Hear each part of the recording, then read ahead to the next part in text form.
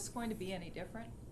I think that from our August standpoint is our expectation is that we could expect to see interest rates continue to sort of move up a little bit higher from here.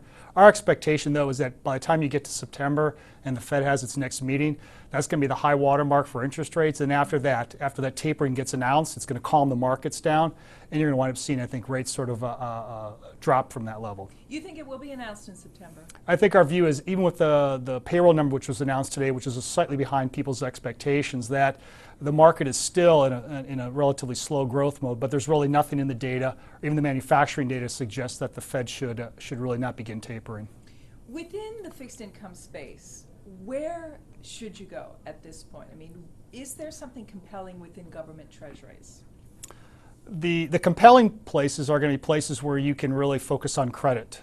So, for example, in the high yield space, we look at something like a Matterhorn, so a Swiss cable company, which has actually leverage which is actually declining over time, a high yield company, a CCC rated.